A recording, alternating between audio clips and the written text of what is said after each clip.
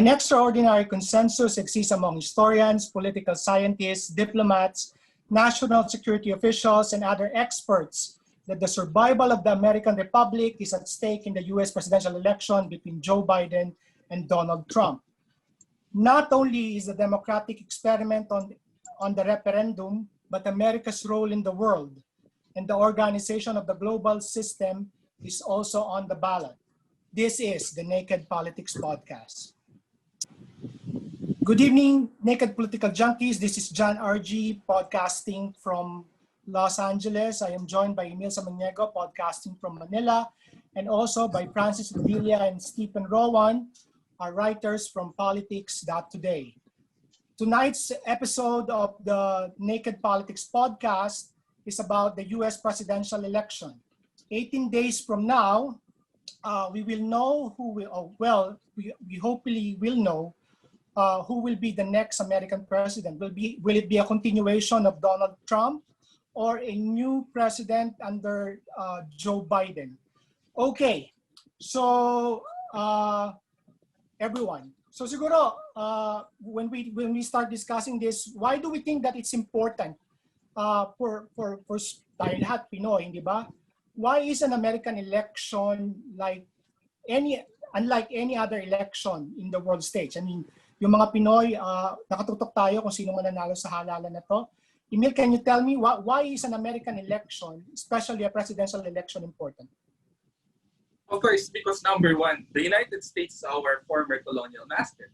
In fact, it's still our colonial master in some sense. And as what they said, diba? When the United States catches a flu, everyone coughs, diba? And this is especially true in the context of the Philippines, especially in terms of our entanglement, in terms of our history, our politics, our economy. We are very entangled with the United States. That's why what's happening in the capital, in the United States, will definitely affect what's happening in the periphery, which is the Philippines, at least from the perspective of the US orbit. Okay, thank you for that. Importante na maintindihan natin lahat na America is still the hegemon of the global politics, and our political system, political values also is somehow similar to the United States. So in this podcast, we're not only going to discuss whether we think who will win, but later on we will discuss who would best serve the interests of the world, and specifically which president would best serve the interests of the Philippines on issues of concerns of geopolitics in the region. So, ito muna siguro tayo. Let's discuss election forecasting and check how do we view this American politics, di ba? So, what do you think are the factors that affect itong election na to? Siguro, I'll start with Stephen. Stephen, of course, we know Pence is the vice presidential pick of President Trump, and Kamala Harris is somehow a historic pick. Do you think that the vice president, in a sense, would make an impact into the result or the outcome of the election? When we look at the vice presidential picks from former elections, presidents usually get their vice presidential ticket because they are from swing states. But Kamala Harris's nomination as vice presidential pick raises a concern that Joe Biden picked a ticket mate that is ready to be the president on day one. Strategic yung pagkakapili niya kasi Joe Biden considered her na kayang pumalit sa kanya, since she is considered as the vice president. And when Joe Biden, kapag may mangyari man kay Joe Biden, ay maaaring humalili ka agad sa pagkakapwesto ni Joe Biden as acting president or president. Do you agree with that, Francis? Kasi somehow, hindi ba, it somehow gives the impression that really Joe Biden is vulnerable. In this election, one of the attacks that Donald Trump has made against Joe Biden is he has been diminished. Hindi na siya ganun, hindi mahina na siya, matanda na siya. If Joe Biden assumes the presidency by January, he will be the oldest president elected. So yung sinasabi ni Stephen, somehow daw ang pipipick for Kamala was somehow to give a sense na anybody, she is ready kung may mangyari man kay Joe Biden. But does that help Joe First of all, Biden's campaign? I think I would say na I agree with Stephen when he said na it was strategic. It was kasi nga we have the tensions in the United States of America, yung death of George Floyd, and in order to further strengthen yung supporters ni Joe Biden dun sa yung mga black supporters niya, he strategically picked syempre si Kamala Harris as her VP pick. As of Joe Biden's age, well, in terms of age, there's only a 4-year difference with Trump. If I'm not mistaken, there's only a 4 years. So I don't think that's really the case po. Pero I think that that could be that's a fair case to argue po that the reason that they pick it's because yun nga po, we have issues that Joe Biden is deteriorating po or cognitively declining. Oh, but do you agree with that? I mean, does that help Joe Biden's campaign that she picked Kamala kung ganun yung sitwasyon? I think it strategically helps if there's him. that. It strategically helps him win black supporters po. Strengthen Well, po yun. yeah, that's true. Madaming impression na ganun that the reason that he picked Kamala was the situation in the summer where the killing of George Floyd and the explosion of Black Lives Matter protests in the US somehow made the case for Kamala Harris. Also, women, yung mga babae, you know, the biggest protest in the administration of Donald Trump nangyari January of 2017, yung women's protest in Washington, hindi ba? Kung naaalala natin yon. And then women in the suburbs are actually veering away from Donald Trump. So somehow yun nga, yung pick kay Kamala Harris is also strategic in a sense na she's not only black, she's not only woman, but she's also Asian Indian, and itong Asian Indian demographics is slowly going to the Republicans. In fact, a few months before the COVID-19, kung maalala niyo sa Texas, Narendra Modi of India visited the US, and a lot of Indian Americans were gathered in Texas, and somehow Trump was mobilizing this demographic for him because there's a lot of Indian Americans in the US. Siguro pangalawa sila sa pinakamaraming demographics na. Emil, binanggit natin yung age, di ba? Pinag-usapan na natin yung age. Do you think the age of yung edad ni Donald Trump and then ni Joe Biden has an effect on this election? Well, number one of the buzzwords today of Donald Trump against Joe Biden is that Joe Biden has dementia, di ba? Parang he is already demented. So by the way Donald Trump runs his campaign, that's where he's actually focusing at the physical strength of Joe Biden. But between Joe Biden and Donald Trump got COVID-19, di ba? And that will actually counter the narrative that Joe Biden has lesser physical attributes than Donald Trump, precisely because Donald Trump got COVID more than Joe Biden. But what I agree with Stephen actually when he said that perhaps the choice of Kamala Harris was made in order to assure that there is continuity in the presidency when Joe Biden, for instance, becomes sick while in office, diba? I agree with the BP supposedly has no impact because you don't actually vote for the vice president. Because hindi naman to split ticket eh. Unlike in the Philippines, we elect the president and the vice president from different ticket. Dito sa Amerika, it's either you like Joe Biden or hindi pwedeng you like Joe Biden and you like Mike Pence. Hindi pwedeng split ticket eh. You only vote for one.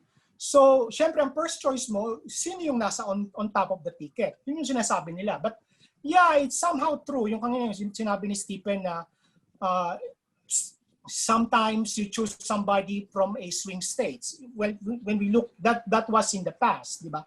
When we look at why Kennedy actually picked Lyndon Baines Johnson was because Texas was a swing states at that time. Pero in the recent siguro until Bill Clinton chose Al Gore precisely to create that image. Hindi pa diyan to, maliit na parehong from Arkansas and then from I think if I'm not mistaken Kentucky galing si Al Gore.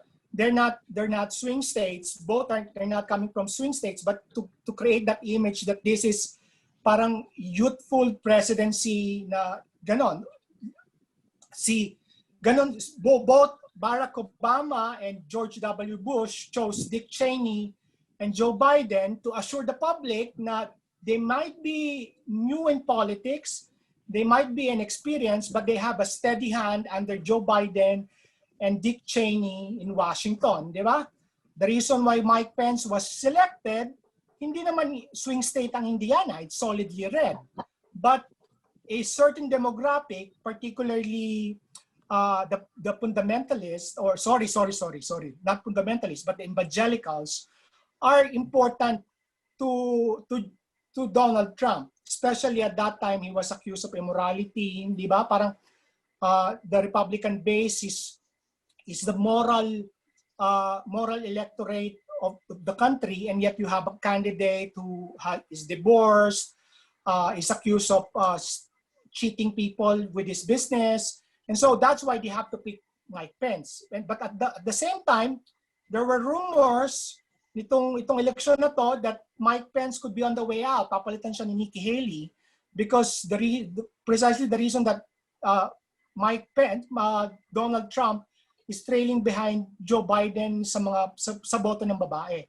And hopefully a women vice president for Trump could help him. Pero hindi naman nangyari. So yon. So let's go to another important issue that I think will affect this election. Anybody could answer this, but of course we know that Justice Ginsburg died a few weeks ago, and then there is now a marathon confirmation of a replacement for Justice Ginsburg with Amy Coney Barrett. Do you think this will somehow has an effect on the election for the president? Anyone? In my point of view, nagkaroon siya ng kaunting boost in favor of the Democrats. Kasi when we look at the elections, US elections, it's about kung sinong party, which party handled it better. Is it the Democrats who handled it better or the Republicans who handled it better? Kung sino yung ibinoboto nila for the US presidency. Ngayon, lumalabas na looking at the statements ng Republicans noong 2016 when President Obama was trying to nominate his Supreme Court candidate. Merrick Garland. Ang position ng Republicans noon ay you cannot nominate or you cannot confirm a Supreme Court nominee in the Senate during an election. But nung panahon ni Obama, it was I think, if I'm not mistaken, 11 months from the election. So the Republicans set a precedence na you cannot confirm a Supreme Court nominee during the elections, during the year of the elections. Even Senator Lindsey Graham, na nagli-lead ng nomination this year, even said that tell everyone that Lindsey Graham said na you cannot not nominate but confirm a Supreme Court nominee during the elections. So, nagkaroon na precedents from the Republicans ng ganon. Pero sa nangyayari ngayon, nagkaroon ng flip-flopping. Lumalabas na they want Donald Trump to exercise his power as president na mag-nominate and then the Senate will confirm during elections, which is roughly this year na roughly ilang days na lang, where everyone is literally voting, everyone is already out on the streets voting. Kaya nagkakaroon ng discrepancy kung tama ba talaga yung ginagawa ng Republicans ngayon, considering yung presidents na ginawa nila, or kung saan yung mga Americans ay nagbobotohan na talaga, nag-raise na rin siya ng concern sa meron ba talagang word of honor ang Republican sa kanilang mga statements na binibitawan. Kaya I think nagkaroon din to ng boost in favor of the Democrats for Senate and the Democratic Party in general. Francis, do you agree with that? I mean, if that has somehow boosted the chances of Donald Trump, bakit ginagawa to ng mga ng Democrats under Joe Biden? Why would they do this? Why would they nominate somebody, yun nga, kinuwento sa atin ni Stephen, how somehow in 2016, when Justice Scalia died, suddenly 11 months before the election, the Senate, dominated by the Republicans, decided not to entertain, because under the system, the US system, the Senate has the sole authority to have the power to consent and advise whoever will be the pick for the court, di ba? So, do you agree with the assessment ni Stephen on that? I agree, and once again, I think it's more into the demographics that the Democratic Party is trying to win po. So I think, yun nga po, siguro, if I'm not mistaken, she is a Catholic woman, suburban Catholic woman po, and yun po, in terms of demographics. So I think it would give the Democrats a boost po. Well, ako naman, sir, Okay, Emil. I do not agree with Stephen and Francis when they said that it can boost the Democrats, but the opposite actually will happen. It will actually boost the Republicans. It is a boost to the Republican base, especially the conservatives who are looking for decisions like overturning Roe versus Wade. I mean, the legalization of abortion, so and other even the overturning of the gay marriage decision. Overgefell versus Yeah, Overgefell versus in the case of Hudgens, yes. So with the appointment of Justice Garrett, diba? I mean, there will be more chances for the conservatives to advocate for the overturning of this jurisprudence in the United States, Roe versus Wade, Overgefell, and others. Especially the President Trump is actually looking at the conservative base, diba? At the Catholic vote in the United States, Catholic and evangelical vote. Yeah, I agree with that, Emil. Kasi, hindi ko alam kung maalala mo to, but a few months back, we were discussing about US politics, and I told you that, or maybe Jeff, I told you that the main issue before COVID-19, nung wala pa itong COVID-19, pinag-uusapan natin ng eleksyon. Kasi, ang Amerikang may pinakamahabang kampanya eh. As far as June last year, nag-start na ang pagpili ng kandidato para sa Democratic Party. And somehow, even the political pundits here are looking at abortion as a pivotal issue of the 2020 election. But of course, nangyari nga itong COVID, nangyari lahat ng mga nangyayari ngayon. So nawala yon. Pero yun yung target talaga ng mga Republicans, to look at itong mga social issues. Why? Because election is not just about numbers, pero pwedeng mas maraming Democrats on the number, pero if they don't turn out and vote, then that doesn't do anything. Energy is important, but situations like this, like confirming a conservative candidate, Amy Coney Barrett, tama si Stephen, she is a Catholic. Si Stephen ba nasabi as Francis, she is a Catholic, and in fact, 7 out of 9 of the Supreme Court justices are Catholics. Siguro if I'm not mistaken, it's only Supreme Court Justice Kagan and Breyer are hindi Katoliko. But anong demographics ang tinupunto nito? evangelicals ba? Parang hindi lang evangelicals because that's a captured market for the Republicans. Pero yung isa that will be pivotal in these elections are the Latinos. Di ba?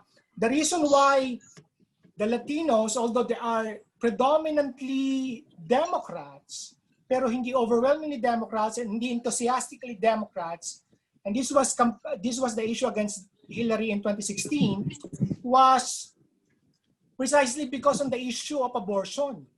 Di ba? Yung mga Katoliko na mga Latino, maano sa kanila to mabigat na issue sa kanila yung concerns on abortion and gay marriage. So, tama si Emil, two cases is on the ballot with Amy Coney Barrett. It's Roe v. Wade and of course Obergefell versus Hodges. Concerns on abortion, the right to abortion and the right to gay marriages, di ba? So somehow ito yung tina-target na boto ng mga Republicans. And yung halimbawa for example, Florida, ang daming Latino voters diyan, di ba? Ang daming Latino voters diyan, Arizona, madaming Latino din, Nevada, New Mexico, itong mga nasa baba, mga Sunbelt states. Somehow, itong mga to, mga swing states, which we will discuss later, na may malaking impact sa eleksyon. So, yon. Okay. Let's talk about coronavirus. Do you think this is the deal? Ito ba talaga ang tatalo ito ba ang main issue na somehow would seal the deal ng pagkatalo ni Donald Trump? But because when we discuss later with the swing states and mapping, makikita natin na Donald Trump is on some polling surveys, double digit na lamang ni Joe Biden kay Donald Trump. And some of them are saying it's the coronavirus. What do you think? Is this the main issue of this election, Francis? I certainly think that it is one of the main issues of this election. Kasi unang-una nga, we need to think that the coronavirus and the economy po is tied po. And alam naman natin that Trump's campaign is centered around yun nga, yung sa economy, strengthening the economy. Pero yun nga, we know naman yung implications ng coronavirus over the economy. So, medyo factor siya. And it's one of the factor po, yun nga, yung coronavirus, Trump's handling. Kasi if we're going to look at the statistics, thousands of people are dead, tapos millions of people are unemployed because of it. And yun nga po, marami pong continue nag-suffer because of coronavirus. Lalo na nga yung kung isipin mo, I think it's around 200,000 na yung dead na Americans. So, approximately talagang 110. Ayun. So, talagang if you're an American, syempre it's concerning lalo na if kapamilya mo or relative mo yung dami nun. So, it's a factor, yung coronavirus. I think it for both candidates rather kasi nga yun nga si Trump hindi sila mas yung campaign kumbaga compared dun sa without the coronavirus. So it's a factor, Trump's handling of the coronavirus, I think. I agree po while ang sabi ni Francis ay it is one of the major factors sa elections ngayon, I think it is the biggest factor kasi if COVID-19 didn't actually happen, we will be talking instead about sexism or like we will be talking about yung age ng mga candidates natin kung sino yung better fit to serve as president considering na both our candidates ay nasa 70s na. But when coronavirus happened, it raised a concern sa capability ni President Trump na magkaroon ng executive decisions na given na meron kang sensitive information by early February. Are you going to tell the American public kaagad? Are you going to be straightforward to the American public, being brave about it na idiretso mo na kaagad na we're facing this crisis, or somewhat i-downplay muna natin na para hindi magpanic ang tao? I think yun din ang naging reason ng campaign ni Joe Biden, yung coronavirus. Since ang isa sa mga effects ng coronavirus ay economic depression, di ba? The America is seeing depression na never seen before. And kilala si Joe Biden noong 2008 for being responsible sa Stimulus. Isa siya sa responsible sa pag-recover ng US economy, specifically sa Recovery Act noong 2008. Siya ang inutusan ni President Obama. Yeah, if we're gonna talk about COVID-19, na what's after COVID-19, magiging si Joe Biden siguro ang magandang pick. Since, ayun nga, ang tama nga ang sabi ni Francis, ang center ng concern, ang campaign ni President Trump ay more on economy, but in reality, ang economy ngayon ng US is in a downward path, di ba? Okay. Oh, Emil, I totally agree with Francis and Stephen on why the president did this. So we somehow deviate politically, di ba? Nag-iba ang tsura ng kampanya. No one expected that the campaign would be like this. That everybody would, well, at least the Democrats would be campaigning via Zoom, via digital campaigning, di ba? Trump's still campaigning person to person. He's still flying, even though nagka-COVID siya. Just yesterday, Mike Pence and Donald Trump is in Florida talking to their candidate face-to-face. Sabi ni Francis and Stephen, it helps, it is somehow a bane to Donald Trump na itong pandemic.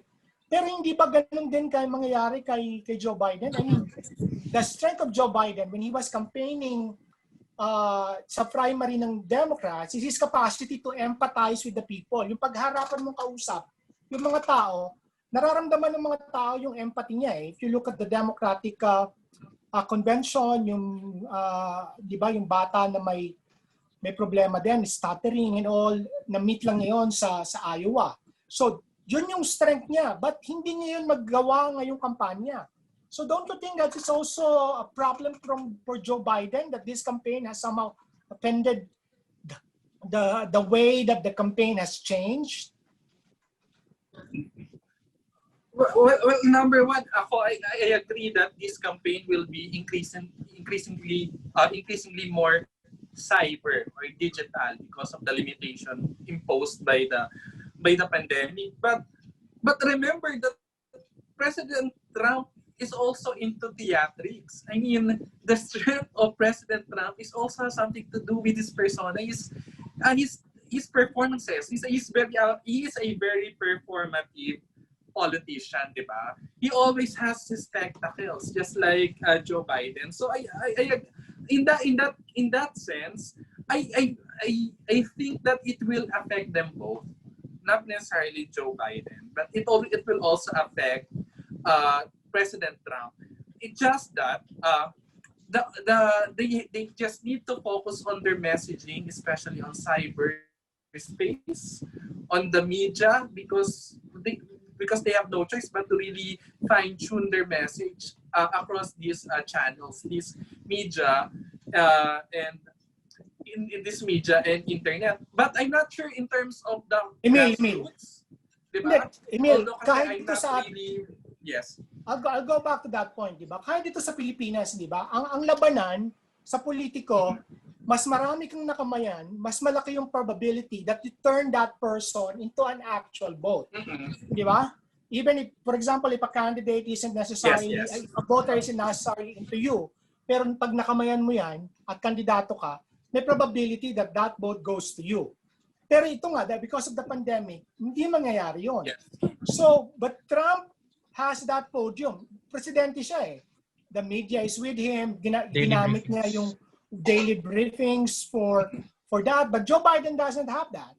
So, sinasabi ni Francis and Stephen, problema itong pandemic for Trump's campaign. But do you think it's also the same for Joe Biden politically?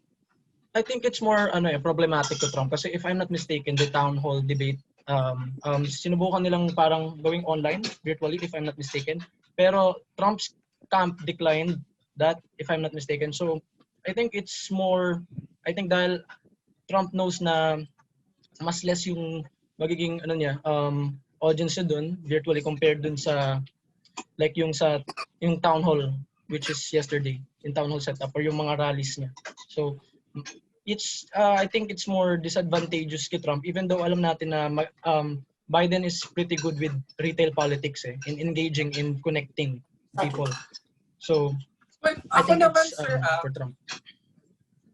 yes, ako naman I agree Go ahead, Emil. na this is actually, the COVID-19 is actually favorable for Trump because of the rally to flag effect. Di ba? Because just like in the case of President Duterte, we thought initially that COVID-19 would negatively affect his approval rating, but it turned out that it actually boosted his approval rating. This is similar to Trump, I think, because remember that at this time of hardship, people will really look up at the government. And the government has that podium, as what you said, diba? Has that means to help people. Diba? And especially in terms of the platforms, tapos aside from that, yung Grass Democrat Party ngayon, I think it's lesser as compared before because people do not get out of the street to campaign house to house, di ba, unlike before. And remember that President Barack Obama's campaign was really rooted on that kind of grassroots participation of voters, which we see today na hindi nangyayari ngayon kay Joe Biden. Although I can argue that this is also the same kay Trump kasi yung Tea Party and yung grassroots campaign din ng Republican, konti lang. But Trump has the presidential machinery to still go out. So in that sense, sir, I agree with you that this pandemic will actually help President Trump. Aside from that, my last point is that perhaps Americans would be wary in changing a leader at the time of crisis. Diba? Kasi baka naman, maisip ng mga Amerikano na kapag pinalitan natin yung leader, paano yung continuity ng programs? Diba? Parang mag-change ka ba ng general at the middle of the war? Diba? So, ako ay somehow agree na it can affect favorable. Ako I agree with that the fact na yun nga, it has somehow changed how campaigning is done in the US. So, ang problema, ito nga, Joe Biden is technically a dinosaur on this, di ba, yung digital campaigning and all. But at the same time, tama din naman si Francis and Stephen that ito yung parang Waterloo ni Trump. Yung sinasabi lang niya ni Francis that the primary reason why Trump is somehow downplaying COVID-19 is because he doesn't want to close the economy. Nakita niya yun eh. And the economy was his single greatest campaign message, that the economy is doing good. Diba? But that didn't happen. That's why as early as May, diba, nung Easter Sunday, gusto niya na magbukas lahat. And ang problema, hindi pwedeng ganun eh. I mean, you look now at what's happening in Florida is a red state, a purple state, has now one of the highest COVID cases. And then initially ang tingin nila dito, ang may COVID problem lang mga blue states. Eastern side, New York, di ba, New Jersey, Connecticut, Maryland, and then on the eastern side, Washington and California. Basically mga Democratic states. So ang gagawin nila sa kampanya, ang sisingilin yung mga Democratic governors, hindi technically him. Doon mahusay si Trump eh. So, Responsibility. Yeah, exactly. Avoiding responsibility and pointing at everybody as na may problema. Anyway, so let's go to another kanina nabanggitin natin yung kay concerns about George Floyd and yung racial issues ng election na to. Although mainit to during summer, may mga polling ngayon na sinasabi that that's no longer their greatest concern in this election. But do you think race is still would be a factor in this election? And how do you think race would be a factor in this election?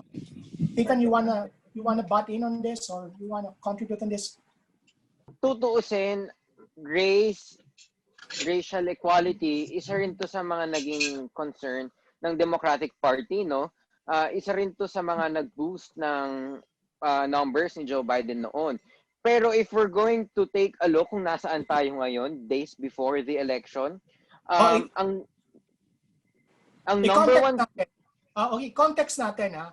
For example, si Donald Trump, he would say, ang problema nung kay George Floyd, iba policing, di ba? Ang sinasabi ng Democratic Party, there is a systemic bias against person of color.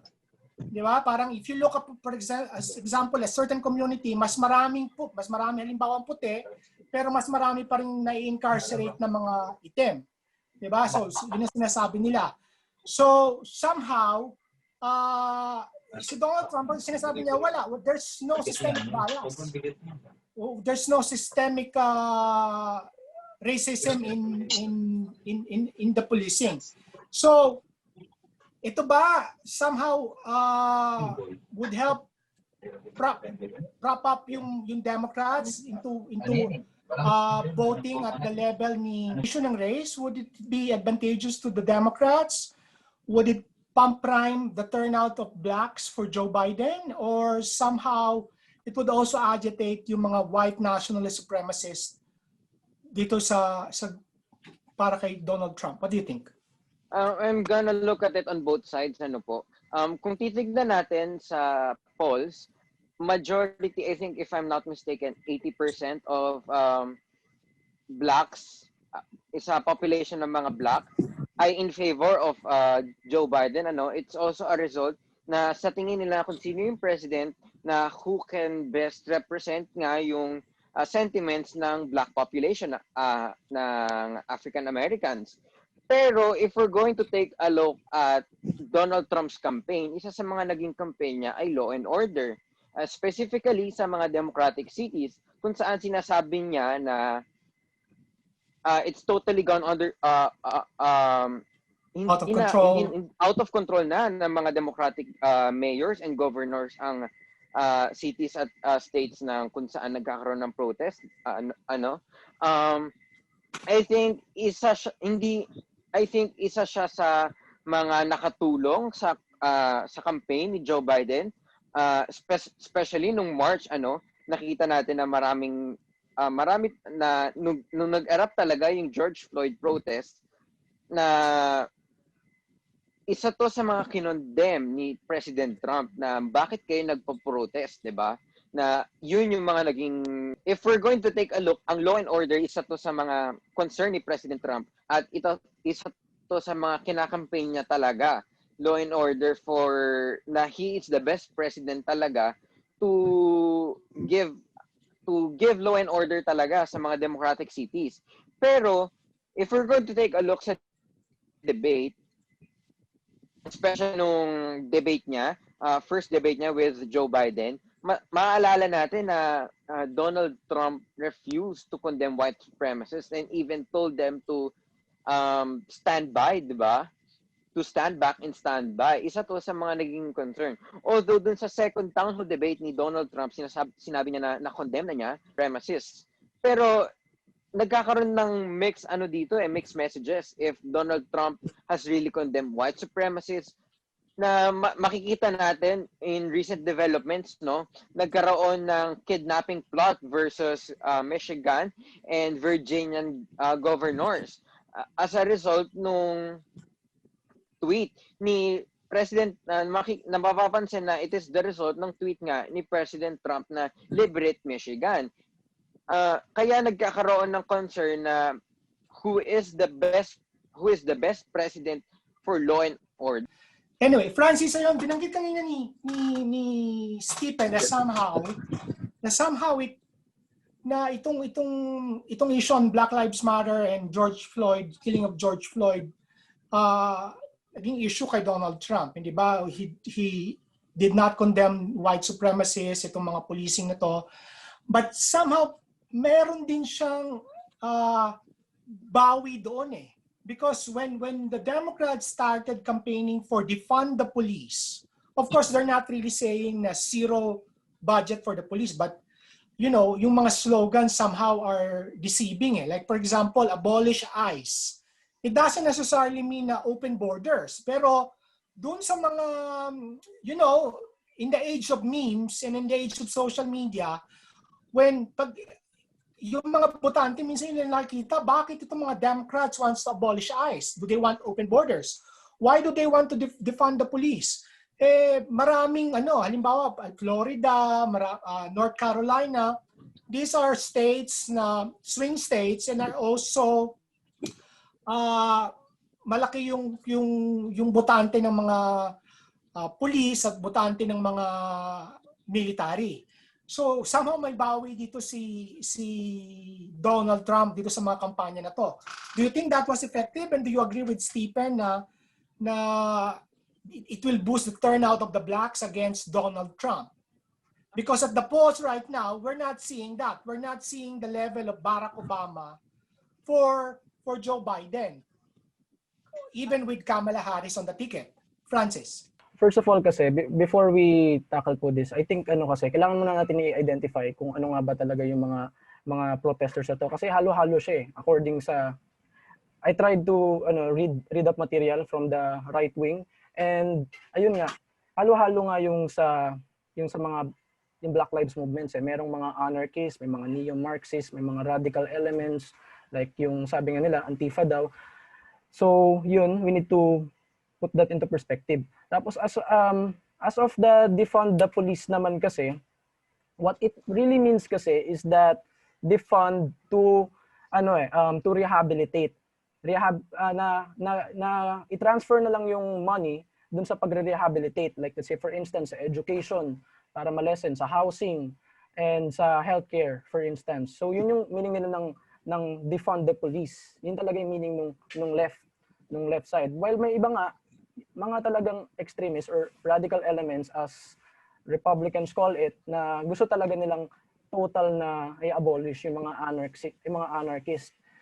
Pero as of Trump's case naman, I think the reason kung bakit yung mga liberate, the state of, kasi nga, yun nga, anti-establishment, kumbaga, yung dating niya eh. And makikita naman natin na talagang solid pa rin yung iba niyang support. Pero what do you think, Francis? Somehow, hindi ba, do you think itong defund the police would somehow help Donald Trump? Ito, kasi ang sinasabi niya, hindi ba, itong Black Lives Matter, itong mga protest na to, these are going to the suburbs. Ito yung mga area kung saan bumababa ang approval rating Donald Trump. And so, itong kampanya ng left or ng progressives or ng Democrats to defund the police, do you think it somehow would help Donald Trump? It helps Trump dun sa mga right wing, yung mga solid niya supporters. Yeah, but that's already his base eh. In general naman, I don't think na it was helpful kasi yun nga, according nga dun sa majority ng polls, if I'm not mistaken, this hindi nila gusto yung ginawa ni Trump in handling yung systemic na problem na to, or yung case nung kay George Floyd. Hindi nila nagustuhan. So I think it's not that helpful in improving his campaign for 2020. Okay. Binanggit pareho Emil ni Stephen tsaka ni Francis itong attempted kidnapping kay Governor Whitmer ng Michigan and to the Governor of Virginia, hindi ba? There was an attempt supposedly. This isn't really related to the Black Lives Matter, but with the coronavirus. You know, at that time that they were mandating lockdowns and wearing of masks, iba yung debate. Ang debate dito, yung personal freedom, di ba? And then we saw halimbawa that armed men, white men, storming the capital of Michigan and saying, no, we don't want itong mga lockdowns na to. I mean, kung mga itim yung mga may hawak ng baril na yon, baka it was a massacre, pero mga puti kasi, di ba? And of course, yung issue ng Second Amendment, the right to bear arms, is malaking issue dito sa Amerika yan. So, do you think itong attempted kidnapping ng governor ng Michigan, which is a Democrat, and the attempted kidnapping of Virginia governor, which is also a Democrat, would somehow resonate to the voters and well, Virginia is somehow safely Republican, safely Democrat now, but Michigan is still, alam mo yon, leaning Democrat and one of the swing states. Do you think that would help Joe Biden, itong attempt ng mga ito yung mga ito yung mga fringe supporters ni Trump na that also believes in conspiracy theory. Dagdag ko na ha para isang anuhan mo na lang. QAnon. Yung mga naniniwala sa QAnon, that the Democrats is a group of pedophile rings, and there's blood-sucking, demon-worshipping people, and supposedly Trump is their savior. And ito somehow ito yung mga sinasabi noon ni Hillary na group of deplorables eh. But itong attempt ng kidnapping, does it help na na ipaalam na mas maintindihan ng tao yung racial divide at itong rise of white supremacy in the US na nakita natin sa Charlottesville 2 years ago, and now it's clearly showing that they're attempting to overthrow the government. And what's the impact of this kung halimbawang matalo si Donald Trump? Do you think hindi lang governor, but could it be an attempt against Joe Biden itself? What do you think, Emil? Well, number one is that I actually see the attempt to make it an election issue. The way CNN, the way media report this issue, frame this issue, it appears that they are making it an election issue that can hopefully help Joe Biden. But in terms of the actual impact to the voters, I'm not sure if it has large impact. In fact, I felt that it has minimal impact to the psychology of the voters, because as what you said, these are the minority, the fringe supporters of President Trump. So then of course the target are the governors, so they are in power. Therefore, I'm not sure if ordinary voters can resonate or empathize with the Democratic governors, because they are powerful, di ba? That I agree to the observation that President Trump actually encourages this kind of deplorable segments of the population. Parang he has that kind of effect that it empowers them, and that is actually what is worrisome in what is happening in the United States right now. The rise of these incels, di ba? This small dick energy, parang white voters, white supremacist voters, gano'n. So, Emil, do you think Donald Trump is a racist, or he is that kind of president na if he is a president, he would be, a member of the Ku Klux Klan, or his politics is just transactional, that I'm with you as long as you are mine? Ganun ba? Ano ba siya? Because is he racist, or he's just a transactional politician? Well, I think the way he utters, diba? Based on his utterances, it can be clear that it is very clear that he is racist. The way he said that, the way he characterized COVID, for instance, as China virus, the way his policy about the borders in Mexico, diba? Even in terms of his foreign policy, there is really racism there. Although it appears that President Trump is using racism as a favorable factor in his politics kasi, in his presidency. So in this sense that yes, he is a racist, but he is a type of a racist who uses racism politically for his political gain, diba? Perhaps Ako naman tingin ko, nobody in America would admit that they're racist. No, yes. I think Trump is an ignorant racist. He doesn't know that he's a racist, or what he's saying is racist, but he thinks it's just typical politics. I mean, he's a transactional politician. He is really a racist, because alam mo yun, ito yung tipo ng politiko na tamad mag-isip na basta ito yung naiintindihan ko and all. But somehow that's part of his charm. That's part of his charm. Parang kay Duterte lang din, di ba? Duterte would not admit that he's a murderer. But that's part of his charm for his base. Okay. Pero ako naman, sir, do you think there is, ako, feeling ko there is a method in his madness, di ba? The way he characterized, for instance, the COVID-19 as China virus, the way he uses race as an electoral advantage for himself. I think it would be dangerous for us to diminish or to undervalue Trump as an ignorant racist. But I think it is more prudent for us to think that he is strategic. He is more strategic than that. Yeah, it is just for me. But I totally agree with that. Na we have to be, hindi pa pwedeng galit ka lang kay Trump. Yes, you have to analyze him, bakit ganito, and why is that there is a certain segment, 42% at least, hindi ba? Hindi naman bababa ng 42%. Does it mean 42% of Americans are also racist? So, yun I agree with you. Hindi pa pwedeng sabihin mo lang na galit ka lang kay Trump because there's a big portion of American constituency that agrees with him, with this kind of politics. I think yeah, 42% it's more yung style niya nga, like nga dati analysis niya ng iba, it's populism na kumbaga yung approach ni Donald Trump.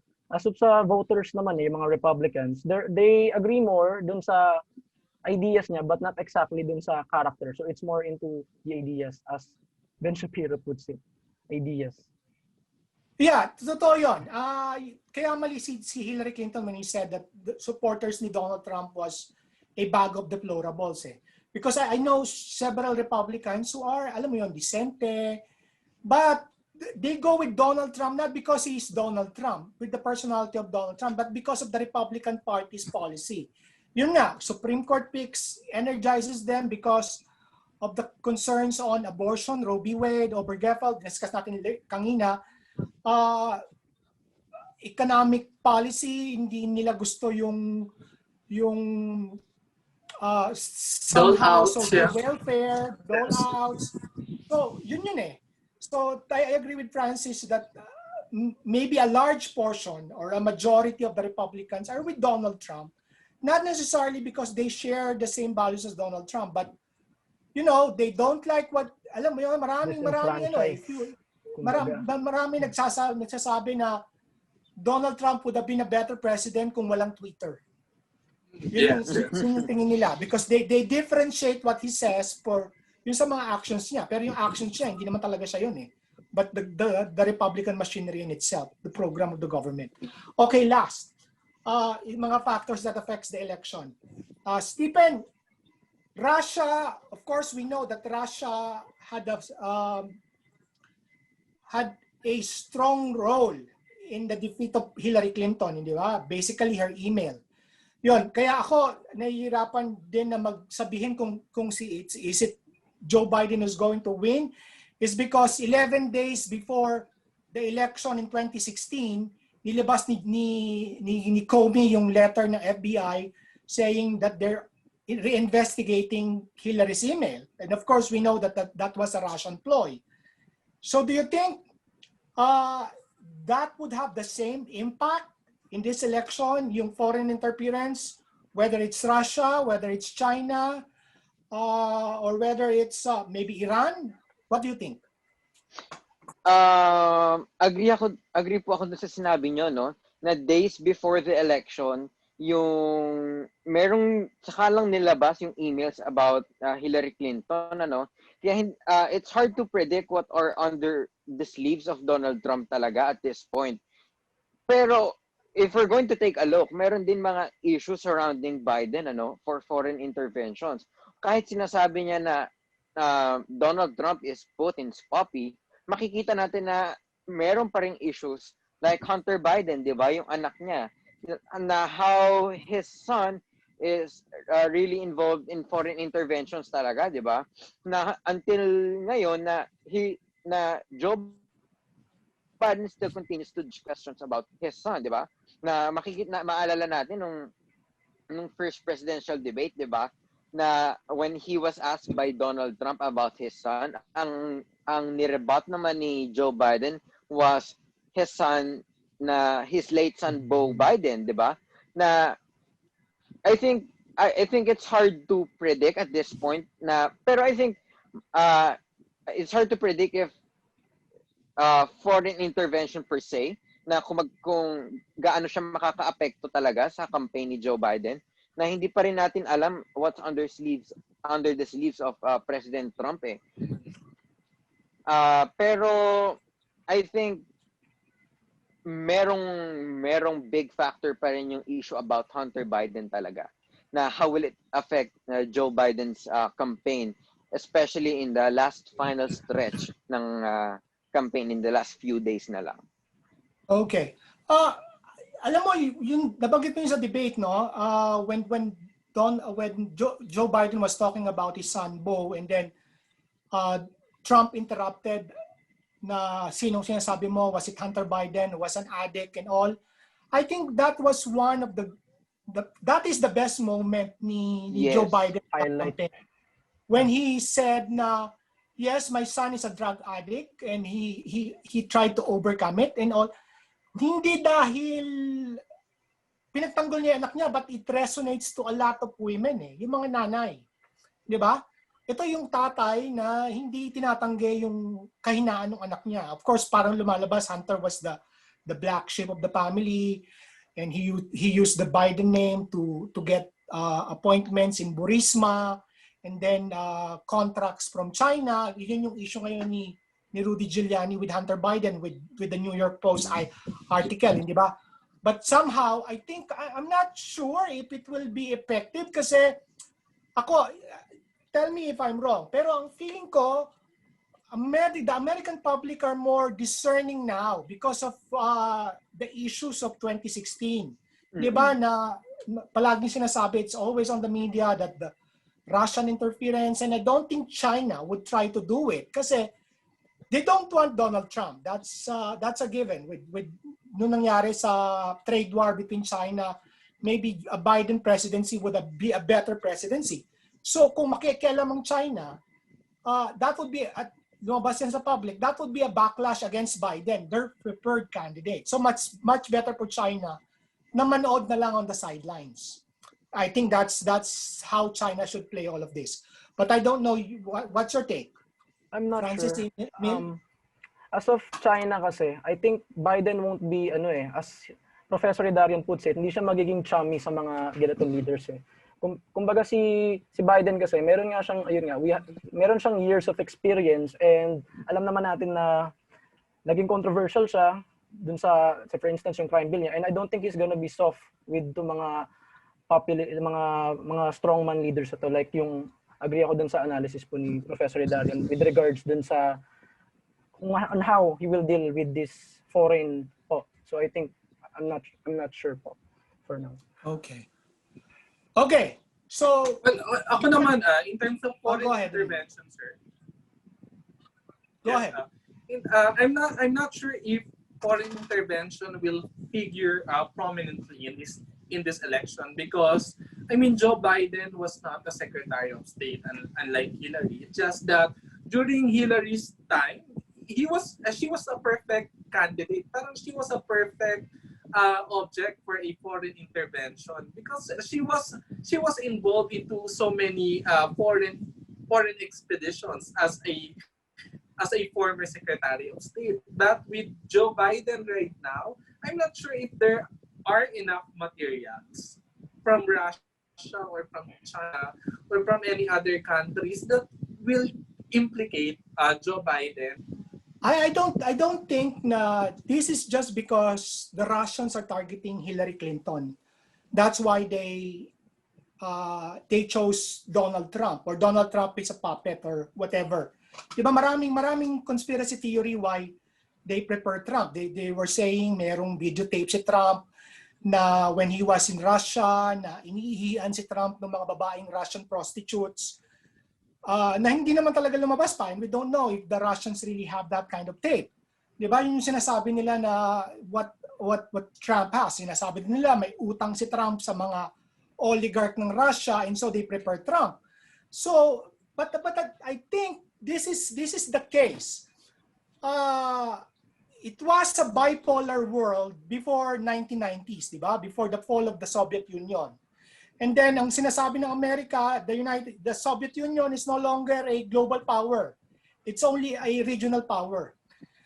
At if we look back at history, bakit natalo ang Amerika sa Vietnam War? It wasn't the Viet Cong who defeated the Americans. Hindi dahil the Viet Congs were good with guerrilla warfare, but because the Viet Congs brought the war into the American public. Hindi ba yung American public mismo ang nagprotesta, ayaw ng giyera, sabi nila pauwi na itong mga Amerikano from Vietnam. So America was polarized, divided at that time on Vietnam War. At yun yung ginawa, the same formula na ginagawa ng Russia ngayon. So even if Donald Trump loses, they have the same formula to divide the Americans between the whites and the non-whites, or Republicans, Democrats, progressives, and conservatives.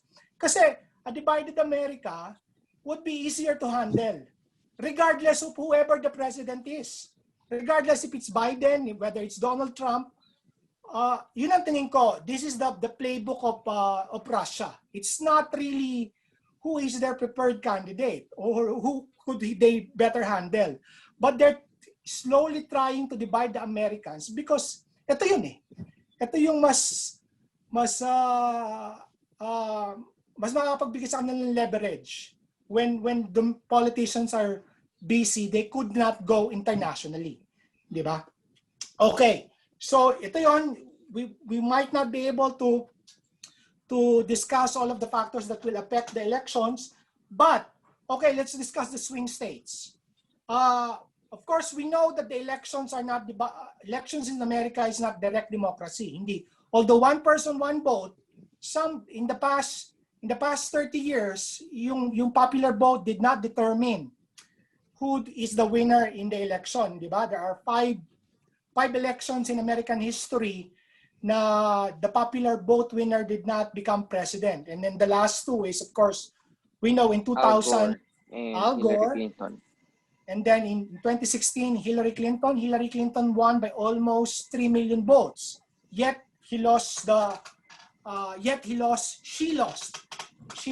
electoral college vote. Kasi electoral college tayo eh. Electoral college ang Amerika, kung paano sila pumili.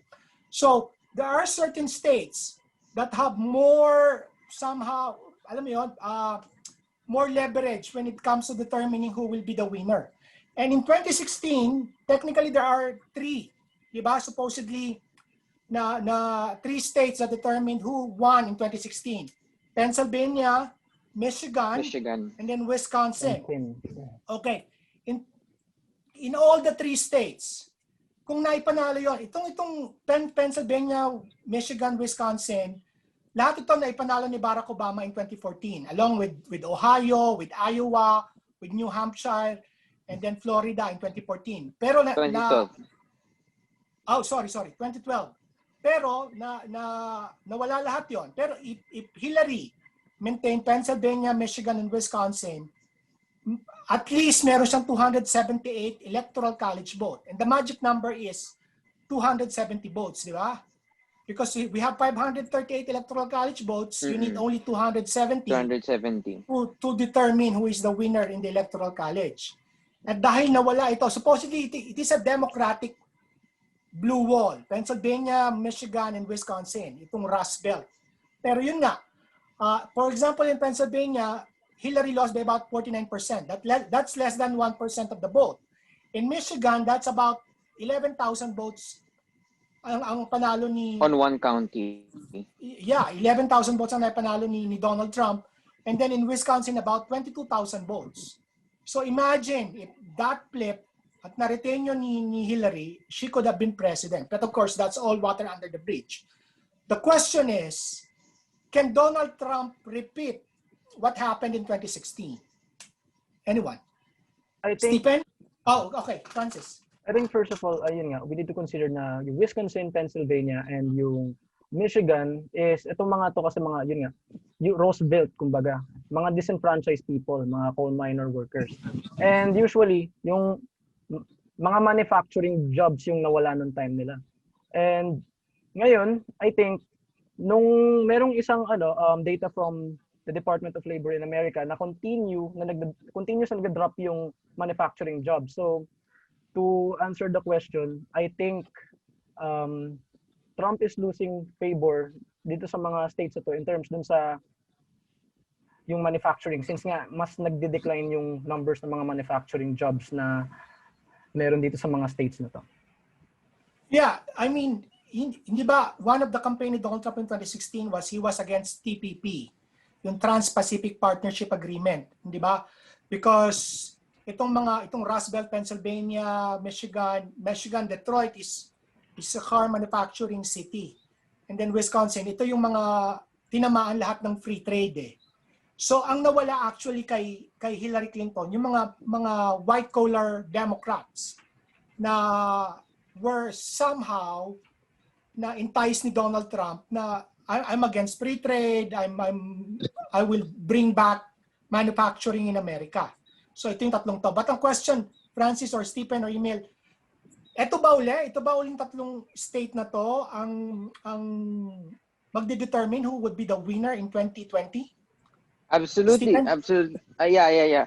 Absolutely. Kung titignan po natin yung electoral college map, makikita natin na Pennsylvania talaga yung determining state ngayon eh, no?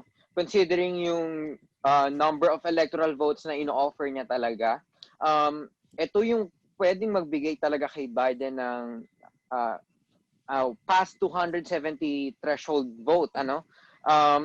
Considering also that Joe Biden, sabi niya, he is a descent of Scranton, Pennsylvania, no? Ito yung areas din na gusto nilang mabawi. Kaso it is very difficult to gauge since mail-in voting ngayon, ano?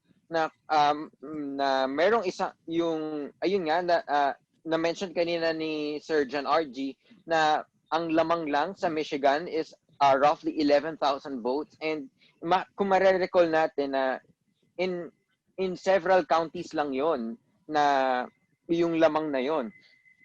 Ang biggest challenge ngayon na for the Democrats ang voting by mail system talaga na it really affects na yung voter turnout at saka yung pagbibilang talaga ng votes, considering na ito yung mga states talaga na crucial states for the Democratic Party, and kung paano underfunded talaga ito yung mga states na to, at saka it's not just undermanned, it's really underfunded talaga, and considering na konti yung mga areas for ballot drop boxes na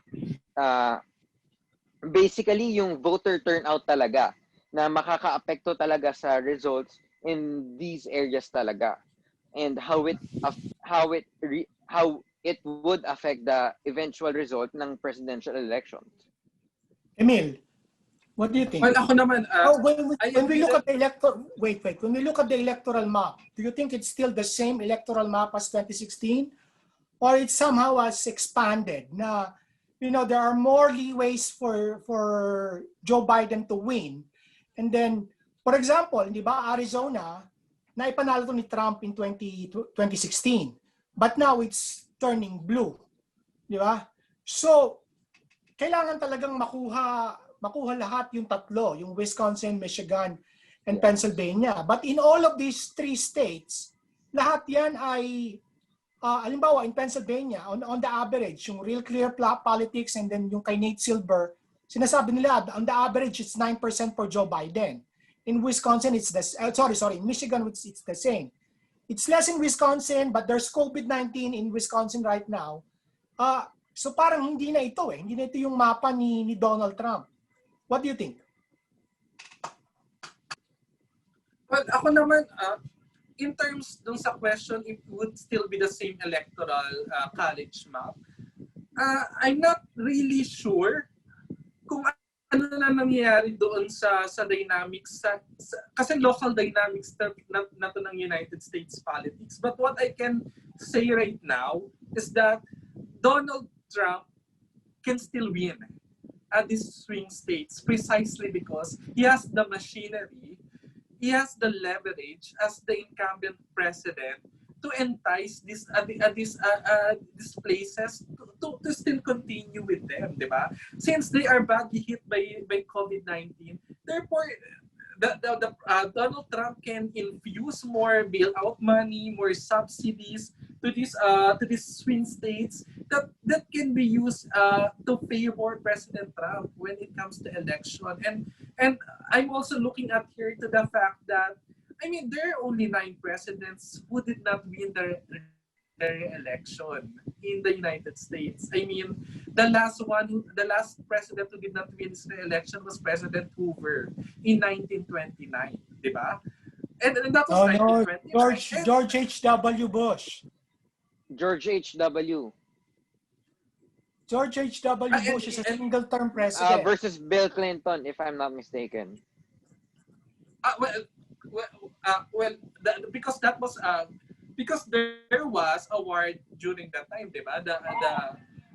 The Middle Eastern War. But I mean that was in 1990s, di ba?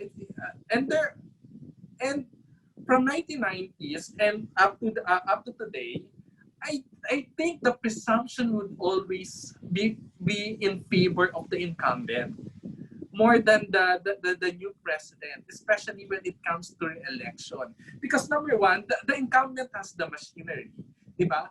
Secondly is that the incumbent can give concessions dun sa mga states na to when it comes to policy making, to budget, that the new president and that the opposite that the candidate of the other party cannot give to the swing states. I mean, nakikita ko, sir. I mean, it's still sa mga swing states, the favor would still be to President Trump. Yes, but if you look, for example, and pwede kayong magbatong dito, Francis and Stephen, later, di ba? Donald Trump is losing suburban women because yun nga, yung actions niya and all, what he's saying, he seems like angry, he doesn't want to unite the country. And then with COVID-19, he's losing seniors. And seniors, there's a large number of senior Republicans are reliant on seniors as a voting bloc. And Florida, a swing state, is predominantly seniors. Hindi ba? When you look at the US, for example, in 2016, 100 million people did not bother to vote. Only about 55% of the country voted in 2016. Imagine if everybody voted. Eh ngayon dahil may maraming state instituted mail-in voting, there's more opportunity to vote. I don't know how will that turn out later on. Pero, di ba, if you look at the national polling and Joe Biden is double digit, that's somehow problematic for Donald Trump. And ito nga, itong mga binabanggit natin kanina, di ba? Yung 3 states that was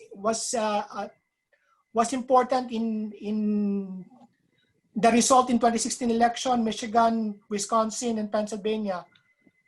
Lahat to ngayon are malaki ang lamang ni Joe Biden over Donald Trump. But my question is, Francis, Stephen, or Emil, can we trust itong surveys?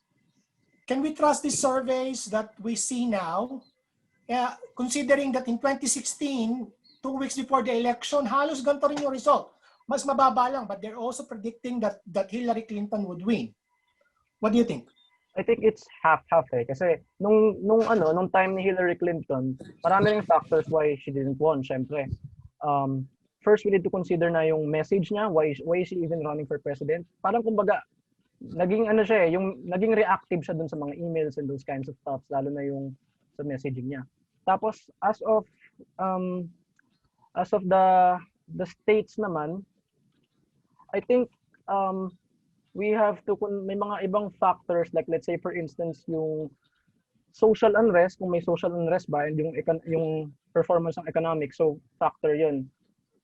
As of polling, I think Joe Biden is doing better compared to Hillary Clinton. Pero hindi tayo dapat pwedeng makampante agad. Gaya nung 2016 election, kampante.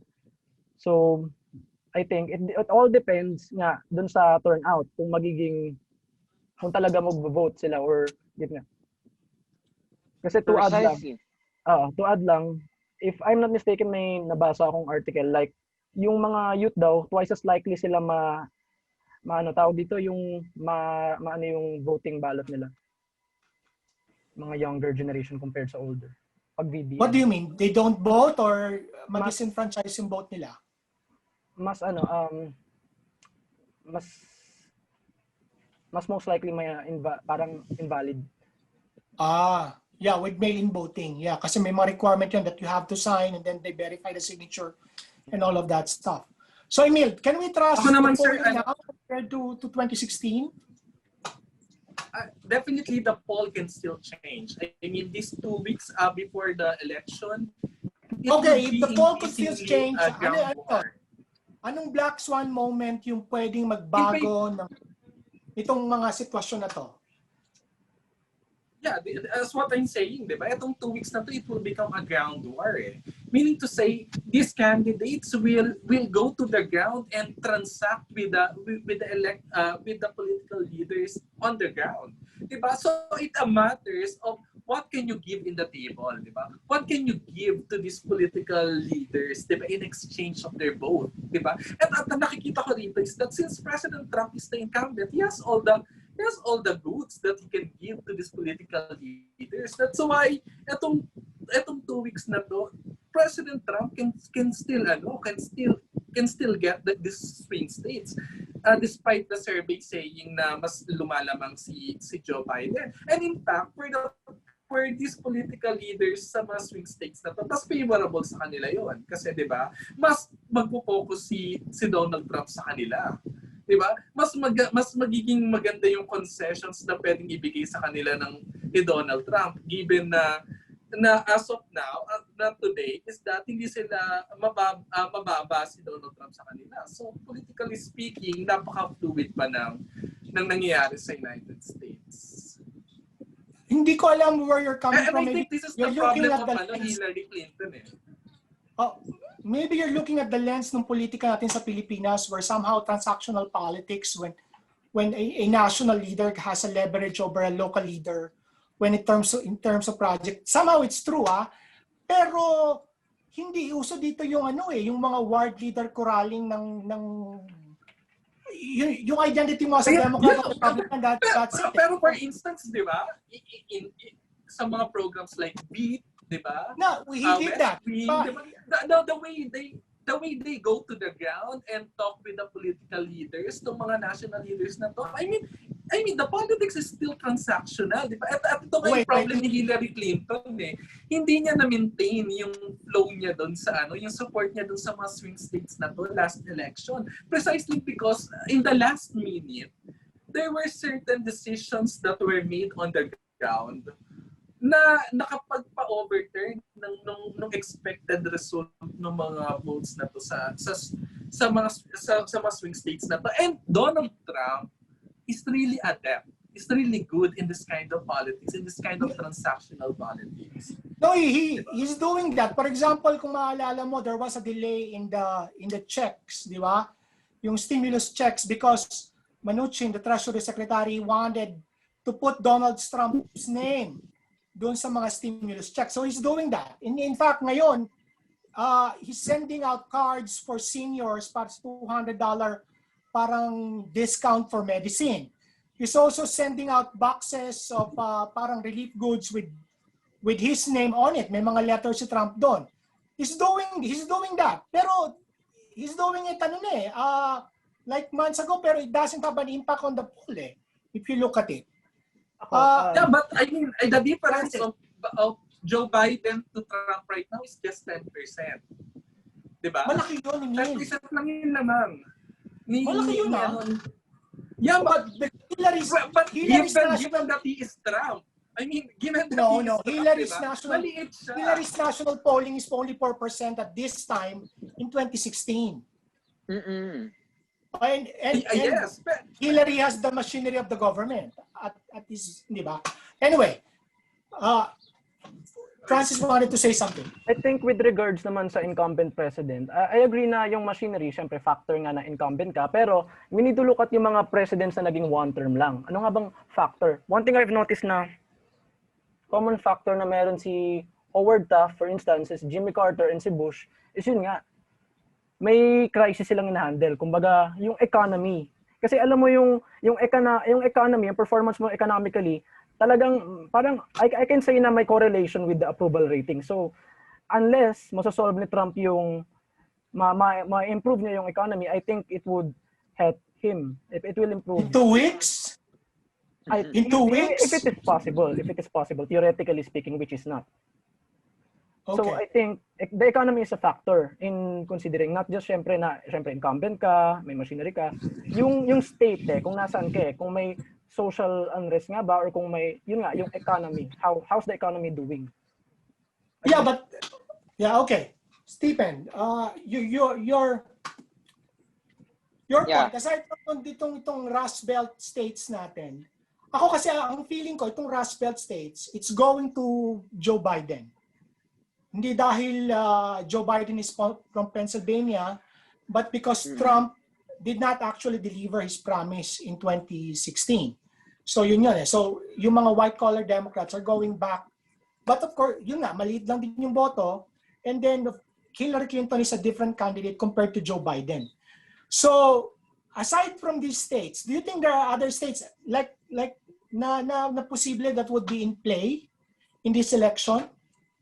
Absolutely.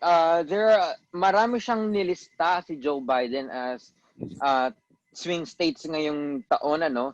Even Texas nilist daw niya as ang Texas as swing state, considering na solid red talaga ang Texas for the past elections, no? Pero nakikita natin na yung from past elections up to this elections, talagang nagbabago yung demographic at nagbabago yung polling data talaga sa Texas, which the Biden campaign has considered it as swing state na.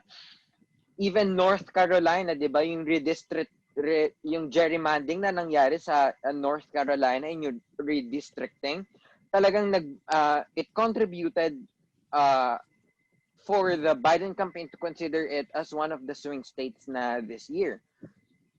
And if we're going to take a look at the statistics, Trump has only 14% chance of winning compared to Biden. Even if sasabihin natin na yung polls na meron 2 digits na lang, yung 2 digits na yung lamang ni Biden versus Trump, malaki na yung 2 digits na yun, yung 10 point difference na yun. Yung from 52 to 41 ni Trump, malaki na yun. At saka if we're going to analyze it state by state, yung electoral college map ngayon na naglilin na talaga siya sa Democrats, na Joe Biden has crossed the 270 point threshold, na nag-average na siya from 290 to 300 electoral votes, 'di ba? Na if we're going to take a look, compared to 2016, mas marami na yung states in play ngayon. Mas marami na yung states in play ngayon. Even Texas, di ba? Ayun. Yeah, I mean, yun nga, ako, I could categorize itong mga states na to. For example, lean Democrats and what's really toss-up, and then lean Republicans. And I would consider Texas as a lean Republican. It's not really on the toss-up. Pero that's what's changing in 2020. Pero naumpisan to ni Beto O'Rourke in 2018, yung binabanggit ni Emil na groundwork na Obama type ng campaigning, Beto O'Rourke did that. But of course, he lost by about 500,000 votes or 2% of the vote against Ted Cruz. Pero they won several congressional districts in Texas at that time that flipped the House of Representatives. So, Texas, alam mo, pwedeng hindi pa to Democrat this election, but 2-3 elections from now, if Texas turns blue, it would be really difficult for the Republicans to win any election because Texas is about, I think, 30 plus. Second 27. biggest, 38, I think. But check natin but I'm not sure kung Pero after California with 55 congressional electoral college vote, Texas yung pangalawa eh. So I think what's really a toss-up here is Florida is still a purple state. Georgia is also in 2016 nagpa-purple na to, pero ngayon nakita natin it's turning it's a toss-up precisely because halimbawa yung election ni Stacey Abrams and then yung concerns about voter suppression in Georgia somehow put it in a national spotlight and people are organized in Georgia. And then Iowa, I think it's going to be a toss-up. North Carolina, and yeah, I think those are really the toss-up states. Pero yung sinabi ni Stephen, yung Politico, 538, and then Real Clear Politics, the Cook Report, lahat sila ang projection na with Biden is he's already past the 270 threshold with at least 290. 290 to 300. With Florida kasi, lamang lang siya ng 1%, so it's within the margin of error. With Georgia, lamang lamang si Trump eh. Pero in Iowa, it's a toss-up in North Carolina and even Ohio. So, you were saying, Emil? Well, babalik ako dun sa sinabi mo, sir, kanina, di ba? That this COVID-19 pandemic has changed the terrain of the campaign in the United States. And what I'm saying here is that for a candidate to swing a state, it would largely depend on the groundwork of the candidate. And as what we are seeing right now is that because of COVID-19, Joe Biden's campaign has limited groundwork capacity. So, in terms of swinging the campaign, baka mahirapan siya, di ba? To really swing these states. Kasi nga, because of the limitation brought by COVID-19. No, but of course, itong 2 weeks na to, Emil, you must take into notice na maraming state dito sa mga swing states na to are doing early voting. Di ba? Yes. Hindi naman gaya ng Pilipinas yan na they vote on the same day eh. On just one day eh. There's early voting, there's mail-in voting. And then there's the election day on November 3. In fact, as of this moment, shattered na yung record in 2018 and 2016 there with the number of early votings eh. Yeah. More than 10 million votes has already been... approximately 10 million votes. In 2018, parang 1 million lang yung bumoto ng early voting. So people are enthusiastic eh. Whether it's Republican or Democrats, I think this election will shatter all the records of turnout because of mail-in ballots, of early voting, and people are lining up. COVID-19 pandemic. Di ba? Yeah. Okay, go ahead. So it's as well, of course, di ba? Kasi it's no longer just machinery on the ground because people are turning out to vote for and against Donald Trump. I think that's the main. Well, as of now, we do not know the actual the actual results of those early votings, diba? Well, actually, I can say you can identify it because some dito wearing sa America, masks. Hindi, dito sa America, you can register as a Democrat or a Republican. And the Democrats are voting early. In fact, for example, 55% of those who voted in Florida are Democrats. So half of the early voters are Democrats. Pero totoo din naman na yung mga Republicans, they vote talaga on the day of the election itself. So you can somehow gauge the enthusiasm on the base. Kasi ano lang naman yan eh. Democrats, Republicans, and then you go on the middle. Kukunin mo lang yung mga independent voters. Itong mga swing voters. although this is the same, what is happening right now in the United States is the same sa nangyari sa Korea because of COVID-19 pandemic. There was a surge of voters, di ba? So because of the lockdown or the quarantine or the pandemic, parang naengganyo yung mga tao, like what happened in Korea, na bumoto nga ahead. Na pumunta talaga at bumoto. But now, is this is it a vote for the incumbent or is it a protest vote against the incumbent? We wouldn't know as of the moment. But of course, pwede natin na-argue that it could be a vote against Donald Trump. But remember that the approval rating of Donald Trump is still 42%. That's still high, given that there is an unprecedented global crisis or crisis in the United States. The fact that he maintains that kind of approval rating in this situation, it means na parang may nangyayaring dependency, parang syndrome, parang may dependency yung mga tao sa leadership, sa government.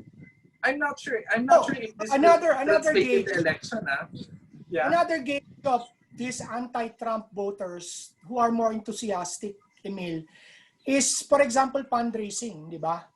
When we say fundraising, hindi hindi yung mga super PACs and all na nagdo-donate ng millions of dollars, but the small dollar contributors. Nung debate, for example, ni Joe Biden and Donald Trump, Biden broke a record ng $360 million.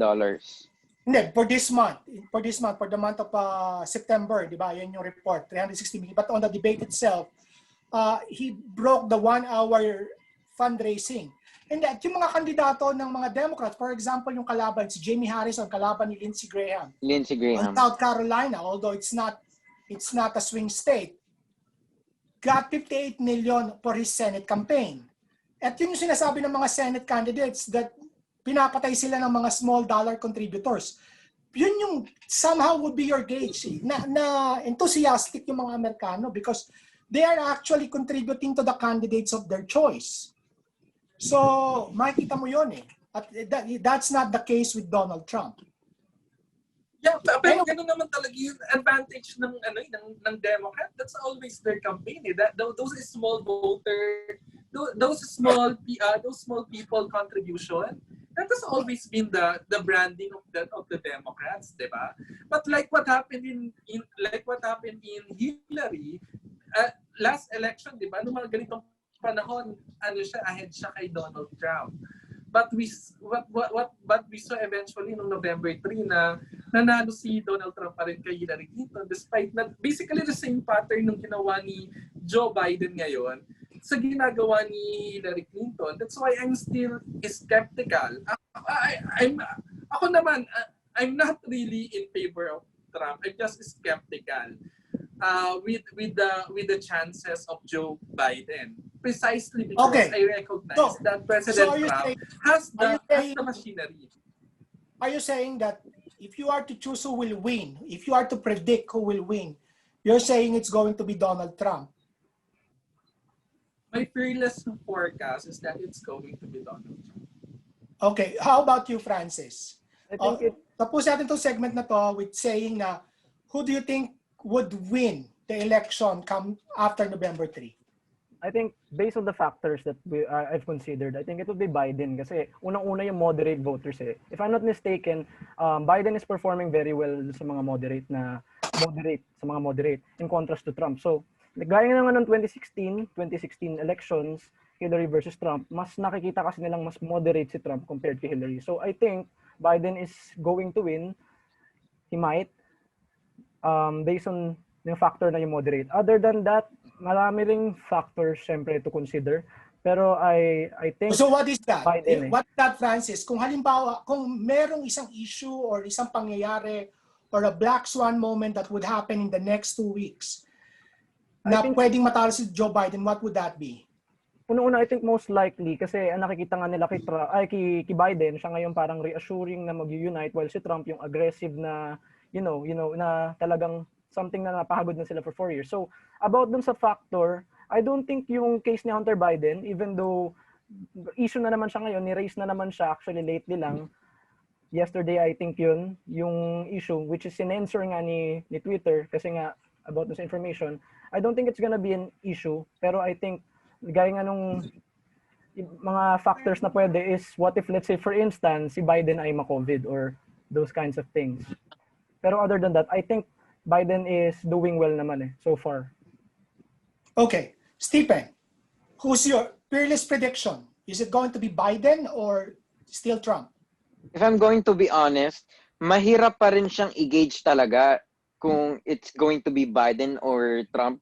Kasi hindi natin malalaman kung gaano karami talaga yung voter turnout, no? If voter turnout turns out to be lesser than expected, then it might probably Donald Trump will be predicted as winner. Pero kung the higher the voter count, it's more likely to be Biden to be the winner, no? Pero considering how the election turnout right now is, malamang hindi naman sa malamang, pero Biden is slightly on edge para manalo talaga these elections. If para manalo si Trump, I think kailangan talaga na magkaroon ng isang election shattering event talaga for What is that? What is that, Stephen? Mahirap nating sabihin kung yung Hunter Biden talaga will be the end of Biden's campaign. Kasi if sasabihin ni Trump na ganito si Hunter Biden, ganito si ganito, the American public has painted a picture on Donald Trump as someone who's a liar talaga, even if he's in office, no? The public has painted a picture of Donald Trump as someone who consistently lies, diba? And if Donald Trump would say na Hunter Biden is this kind of person, has relations with foreign entities, mahihirapan. If magkakaroon man ito ng tarnish sa pangalan ni Joe Biden, hindi ganong kasyado kalaki para for undecided voters, na which is a small percentage compared to last year, to turn to Donald Trump this year. Okay. While there's a small percentage, hindi pa rin natin kailangang i-deny yung fact na there might be the possibility talaga of Donald Trump win, pero at this point Biden talaga is clearly favored, or not just favored, is clearly seen to win the US presidency talaga. Francis? I think in terms of voter turnout kasi noong 2016, malaki rin I think yung naging role ni Bernie Sanders dun sa voter turnout ni Hillary. So I think ngayon, since medyo, I think mas appealing naman si Biden dun sa mga Sanders supporters, I think mas may energize silang i-vote si Biden. Other than that din, gaya nga ng sinabi natin kanina, yung sa mga swing states nga, let's say for instance, Wisconsin, Pennsylvania, and Michigan, yung itong mga Rose Belt nga na to, hindi nga nila na-receive yung promises. Meron pang isang nagsabi like parang they've been conned by Trump. So, dun pa lang, in terms dun sa promise niya pa lang, hindi niya na-guarantee yun. So, I think in terms dun sa job, syempre, factor 1 yun, hindi niya na-guarantee yun, centered kasi siya dun. And yung mga supporters din ni Bernie Sanders, I think they would help boost yung win ni Biden. I think this election naman, mas supportive sila compared to Hillary Clinton, which is part of the establishment as they see. Yeah, for example, in 2016, in Pennsylvania, the vote of Jill Stein, the third party candidate, the Green Party candidate, is 49,000. Ang lamang lang ni Trump kay Hillary is 44,000. In Michigan, it's about 51,000. Alam natin, lamang ni Trump ay 10,000. In Wisconsin, ang lamang ni Trump 22,000. Ang boto ni Jill Stein is 31,000. Kung wala si Jill Stein and her vote went to Hillary, that would have made a difference. But of course, that's all under the bridge. There's no really viable third-party candidate right now that would siphon votes for either Biden or Donald Trump. Pero Kanye West is not a candidate dun sa mga swing state. So I don't think, kasi dito state elections are officiated by the state. So you have to register. If you're a candidate, you have to pwedeng si Joe Biden kung nagkamali siya, he won't be a candidate for Ohio or any other state. That's a possibility. Pero yun, kaya somehow a two-party candidate, Democrat, Republican, are somehow established, two-party system. You were saying something, Stephen? Well, tama yung tama yung mention ni Francis, na the reason why there was a low voter turnout rin noong 2016 is because yung divide nga from Hillary voters versus Bernie Sanders voters noong 2016. Pero ngayon, matatandaan natin na talagang united talaga yung Democratic Front in defeating Joe Biden. Talaga yun ang naging focus nila. In defeating Donald Trump. Ang naging focus nila ngayon, they rallied behind Joe Biden to defeat Donald Trump talaga. And they even got some voters, they even got the support from other Republican voters. Even the Lincoln Project, di ba? Na who is constantly campaigning against Trump in favor of Joe Biden. Kasi nakikita nila that this is not just the Lincoln Project has mentioned na hindi ito laban na Joe Biden versus Donald Trump. It's Donald Trump versus America na nakikita nagkakaroon na ng support for Joe Biden even from Republican voters talaga. Okay. Ako naman, sir. Yeah, yung forecast ko lang. Yung forecast ko, I think Joe Biden will win. Well, ako pa muna, sir. Di ba sabi mo, Trump ka? Pero hindi ko pa napapaliwanag. Oh, sige, okay, explain. Well, for me, sadly, my fearless forecast is that it's going to be Donald Trump because my criticism against the campaign ni Joe Biden is that their campaign is a negative campaign.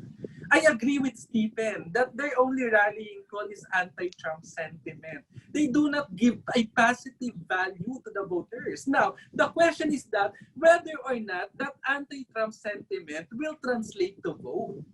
Diba? Will that prompt people to vote in the election? Because in contrast, dun sa electoral base ni Trump, na kung saan positive yung value na binibigay niya sa base niya, captured yung voters niya. Talagang he can really rely to his base to go to the voting precinct come November 3 because may positive value siya na binibigay doon sa mga sa base niya, sa mga evangelical, sa Catholic votes, sa white votes, even sa conservative votes. But sa Democrats, they do not offer a positive value, a positive message in this campaign except an anti-Trump sentiment. Now, whether or not that anti-Trump sentiment will actually translate to actual vote, we still cannot know that. I think, diba? We still cannot know that, and we can just know that by November 3, and that is the biggest miss of Democrats. They just focus their campaign mostly focused on anti-Trump sentiment, but they did not give another positive value to their American voters. Noted. That's why my negative forecast, my sad forecast is that it's going to Trump precisely because his base will go there to the actual vote, to the actual seats to vote. Francis, last point on this. I don't think it's opposite eh. I think si Trump yung most likely na yung mas messy yung message niya. Kasi meron nga isang instance about dun sa VP pick ni Biden. At first, inattack niya na parang, police, tawag ito, anti-cop. Pero at the same time, the opposite of it. Na cop nga siya, they tried to play the cop card, pero at the same time, later on, plinay nila na parang he's a radical si Kamala Harris na anti-police. So, I think, in terms dun sa messaging ni Trump, siya yung most likely na, most likely messier yung message niya compared kay Joe Biden. I think kasi personally, ganyan din sa Democrat, what I see to Francis, yung anti-cop, yung defunding the police, di ba? It's a messy messaging eh. I think sa Democrat, kung talaga yung message ng Democrat. Dati diba? Yun nga, usually ang message nila, yun nga, identity politics, tapos at some point, syempre, gaya nung campaign ni Hillary Clinton, nag-center around dun sa anti-Trump sentiments. while I think naman, the case of Joe Biden versus Trump, it's a different case naman. I think nakikita ko kasi kay Joe Biden, more on, mas may vision mas may substance eh. Like, kung titingnan mo yung mga factors like yung coronavirus, yung economy, yung response niya kay China, mas if you're going to look at the polls, most likely mas tinatrust nila si Biden doon. So, doon pa lang, I think mas nakikita na vision na mas may vision yung message ni Biden compared kay Trump. Kasi pero Francis, kasi ang message ni Trump, ang messaging kasi ni Trump is that conservative, di ba? Anti-abortion, pro-life, pro-jobs, di ba? But yung message ni Biden is just anti-Trump. Anything basically that Trump supports, they will just oppose. That's the way I see it. In terms of the messaging, an analysis ng campaign messaging ng dalawang camp, for me, mas solid yung message ni Trump. That will appeal to their voters, to their base. I think, yun nga, gaya nga ng sinabi natin earlier, naging factor nga yung coronavirus. So, parang talagang na-animate or yung message na Biden is gonna be the savior of America's soul, kumbaga. Kasi hindi lang position na anti-Trump, syempre, position din nila siyempre yung about dun sa yung kung paano nila i-handle yung COVID. It's one position. Other than that, meron din tayo yung syempre yung Green New Deal, yung sa environment. And ang galing how Biden frames it eh. Na-frame niya in a sense na this would have economic benefits. So nag-appeal siya dun sa right on that side and sa left. So medyo moderate yun. So I think he's more of a visionary yung message ni Biden overall compared kay Trump. This period po. But will that message will actually prompt these people to vote, di ba? Unlike for instance in the case ng mga conservatives, kapag sinabi ni Trump na pro-life ako, talagang pupunta talaga yung mga conservatives sa presinto. But itong sinasabi ni Biden about sa environment, yung mga environmentalists ba will really go to the Emil, the problem with your argument that base is not expanding di ba? Although they registered more voters dun sa base na yon, whether it's evangelicals, conservatives, that base is not expanding beyond 42%. Now, the reason why at some point you have to go to the middle is because andun yung boto Yung captured mo na tong base mo, it's either Democrats or Republican, and then you get the votes from the middle. Whether your messaging, yun doon lalabas yung messaging. Biden and then the turnout for the vote. Better dun sa middle. Pero, wait Francis. Yun nga, the biggest factor there na yung turnout ng Democrats is, yun sinasabi mo, the anti-Trump sentiment. The reason why they're giving money to Democratic candidates, the reason why they're campaigning for this candidate or reaching out for more new registrants sa election is because of Trump. At siya mismo he is his own undoing Trump is his own problem. Yun yung tingin ko dito sa election na to. And then, para lang matapos tayo dito, and then we proceed to the next topic. Ako, ang ko dito, ang aking... Although, last point, sir. Okay. Last point, sir. My only worry is that, yes, perhaps, I agree that people are really anti-Trump. The majority are really anti-Trump. It's just a question of whether or not it will translate to actual vote. Whether or not the anti-Trump... Nabanggit ko na nga sa iyo we're actually seeing that's just my worry. I agree that the majority are anti-Trump. No, we're actually seeing that. Pinanggit ko sa iyo kanina. Ako, we still cannot see it unless ito yung una. And that's the challenge for Joe Biden. Shattering fundraising record. That's one. Second, early voting. It's already 1,000%. From 1 million to 10 million now, early voters compared to 2018. That says something. So people are enthusiastic to vote. So makikita mo yun in registration as well. Pero on both camps to. So, pero may problema yan eventually. Pero ito yung sinasabi ko. Yes. I think it's no question that Biden will get the popular vote. The only question is, will he win the Electoral College vote? I agree with Stephen and Francis that right now, nalagpasan niya na yun. Nalagpasan niya na yung 270. I don't think Donald Trump will win Michigan, Pennsylvania, and Wisconsin right now. He will lose Arizona. And with just that, he's over 290 at least. So, mahirap yung path ni Donald Trump. But I think it's not impossible.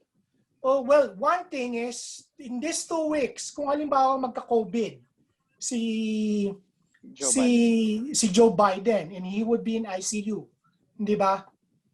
That would be problematic, I think. An assassination attempt, not necessarily kay Joe Biden, but maybe for Donald Trump, could somehow be a boon or a bane for any of the candidate. A declaration of war, mayroong, halimbawa ang North Korea ay pinasabugan ng Guam, for example, or Okinawa, or a base in South Korea, then that somehow would be good for Donald Trump. So, itong mga to, in the next 2 weeks, yun yung titingnan natin na tingin ko na dapat makita natin. Otherwise, if it's going to be a boring 2 weeks and then the debate that will happen next Thursday, I think it's Joe Biden. Unless something drastic will happen, like yun nga, assassination, a COVID sickness for Joe Biden or Kamala Harris, or a war somewhere na military bases ng America and all of that. Okay, past November 3. Regardless of who will win, whether it's Joe Biden or Trump, who do you think would best serve the interest ng mundo and ng Pilipinas? Who would be a better president for the world? Simulan ko na po. Okay, Stephen. Let's take a look first at Donald Trump's presidency. Pagka titignan natin kung how Donald Trump is in the international community, he withdrew from other international organizations. He plans to withdraw from the World Health Organization. He withdrew from the Paris Climate Accord, di ba? And he even wants to withdraw from the United Nations dahil sinasabi niya na ang United Nations daw ay budget sucking lang from the United States, di ba? Ang naging message at naging pitch ni Donald Trump ay America first, pero hindi siya naging America first, America only. Ang naging message niya, no? Nag-center into America siya, na nakalimutan niya yung international relations ng Amerika sa international community. Considering that the American president is the leader of the free world, if we take a look at the reality, hindi natin nakikita talaga yung American president stepping up into the international community. Wala silang leader ngayon. Meron pang merong isang there is one survey that So you're saying Joe Biden would be a better president for the world? Would have more for the world, yes. leadership. For global leadership, yes. Mas may conviction si Joe Biden at mas may plano si Joe Biden at mas may expertise si Joe Biden talaga. There is this one poll or one survey that I saw kung sino sa among current political leaders, kung sino yung mas may threat sa world peace. Xi Jinping nasa single digits lang Putin double digits, but Trump nasa 40% versus other leaders na nasa 4%, na nasa 10%. Trump was around 40%, which goes to show na malaki talaga yung threat ng Donald Trump presidency sa global landscape talaga in general. Okay, Francis, ikaw, what do you think? Who would be a better president for Philippine interest? Will it be a Trump presidency or a Joe Biden presidency? I think I will add muna dun sa sinabi ni Stephen. I agree na si Biden would benefit the interest of the entire world kasi nga unang-una kailangan nga natin ng someone who would be leading the free world or yung liberal order, mag-maintain ng liberal order as yung the economist calls it, 'di ba? We have seen na si China mas nag-i-increase yung influence niya sa mga United Nations na body. Meron nga isang instance na meron silang veto about dun sa human rights issue in Syria. And syempre, nag-succeed dun si China and Russia dun sa in vetoing it. And talagang, I think, personally, mas kailangan si Biden in the international kasi, yun nga, to stand up, yung mag-feel dun sa void na iniwan ni Trump, yung void na ginawa ni Trump dahil dun sa America First policy niya. As of the Philippines, I think it would be Trump. Kasi unang-una, meron nga kumbagang bromance si Duterte saka si Trump. Talagang close sila. Meron pang if I'm not mistaken, last February ba 'yun? Merong somewhat in-endorse ni Duterte even though sinabi nila na he doesn't really endorse Duterte doesn't really endorse Trump, pero parang ganoon na rin yung dating na 'yun eh. So I think it would Trump would be more beneficial sa Philippines dahil nga sa relationship niya with Duterte. If syempre, Duterte admin pa rin naman ang magiging which is different. So, as of global again, we have Rex Tillerson syempre and Mad Dog Matis who sees Trump as a threat to national security. Emil? Well, I agree that President Trump will become a catastrophe for the US and the world and the liberal order. But isn't it our goal is to change the world? And perhaps President Trump is the necessary catastrophe to turn the world upside down and to change the current order. That's why it can be a catastrophe, but he is the catastrophe that we need to change the system, the current international order that right now is very skewed against, for instance, the former colonies like the Philippines. And I think the America needed the ruthlessness of Trump in order to save its waning empire. Because the United States is already in the last stage of its hegemony. And in order to save the system, it needs a leader like Trump. As a last-ditch effort to save what's in the system. To save or to burn? I think that's the reason why. And to change the collapsing system. Kasi, I mean, in terms of historical process, the United States is already in the last stage of its imperialism, its hegemony. Now, in order to save that system, it needs a president like Trump. And that's my fear. Alam mo, that's actually my fear kung bakit nasabi na baka manalo si Trump. Yung theory na yan, that it's the end of the American hegemony, that's been, since 1970s eh.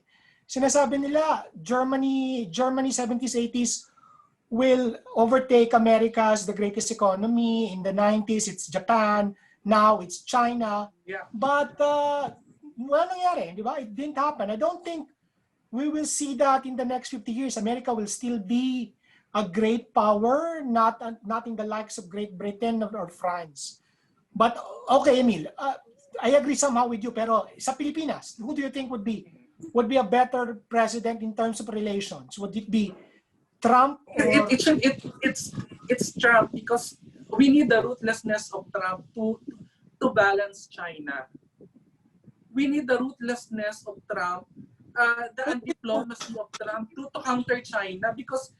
If we're going to the US will elect Biden, it will just be a Obama era. Remember that China rises from power precisely because of Obama, of Democrats. No. I think Biden would be as ruthless as Trump eh. Kasi like I've said nga earlier, naging controversial figure nga si Biden.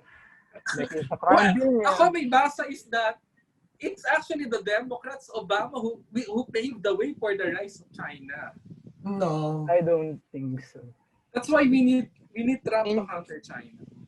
In contrast, if we're going to take a look kung gaano talaga yung approach ni Biden towards foreign interventions, di ba? He's very serious against Putin. He's very serious against Xi Jinping, di ba?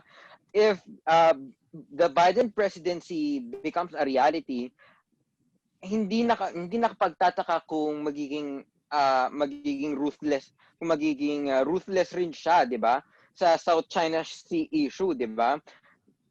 kung hindi ako nagkakamali, he even mentioned Donald Trump's lack of credibility and losing his grip in the South China Sea region, di ba? That the United States is losing its grip dun sa region.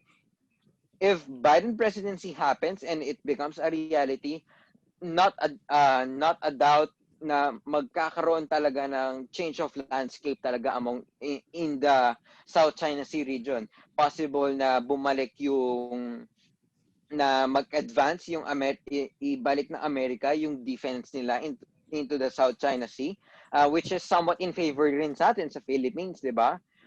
Possible yun. At saka possible din na mag-lend ng support ang Amerika into counter-terrorism here in the Philippines, considering na yung war against terrorism nga ng Amerika, di ba? There are a lot of factors na maaring na maibigay sa atin ng Biden presidency na which is also beneficial rin in the Philippines, considering na gusto ng Biden presidency na maibalik yung power, na maibalik yung American power and American grip dun sa dito nga sa Southeast Asian region. I would like to add dyan, yun nga, I agree with Stephen, and syempre, mas nag-ano nga yung sa Southeast Asian region. Bipartisan na to actually, bipartisan issue na to. May support from the left and the right. So to emphasize again, like I've said, I think Biden would be ruthless kasi yun nga, he was even once labeled the architect of mass incarceration in the United States. And I think he would be ruthless dun sa approach niya. And other than that, we need to consider yung Iran, di ba? Trump wants to withdraw. I mean, he actually yung nuclear deal na yan, it's gonna be threatening if inallow niya develop to. And other than that, napaka-dangerous yung tinatawag niya si Kim Jong-un na rocket man. So those things we need to put into consideration than that. Other than that, yung climate, sa climate change, di ba? He doesn't even believe in climate change. So it's gonna be pero remember, in terms of foreign policy, President Trump secured North Korea, for instance. President Trump secured the Middle East, di ba? That was ravaged by the Obama administration foreign policy. But that's not even foreign policy. I mean, does Trump really have a foreign policy? I don't think Trump has. Well, if you would define Trump's foreign policy, you could say it's a deconstructionist. Kagaya nga sinasabi ko ni Stephen tsaka ni Francis, di ba? He was trying to withdraw from international organization that was precisely set up by the US post-World War II, di ba? The United Nations, NATO, and he was antagonizing the allies by saying na bayaran nyo kami dyan sa mga base militar na yan by protecting you against Russia or whoever. But these instruments are precisely why the US is in power right now, why the US is a hegemony, di ba? And yet he's trying to destroy all of it. I somehow agree with you, Emil, that we somehow have to rethink with that. Totoo yun, pero that's not really the intention of Trump, I think. Na he was trying to deconstruct the world global order, pero that was just instinctive on his part, but not really that he has a plan. I think, but the thing that's good with that is that we don't rely on American leadership anymore. I think it's important, totoo yun.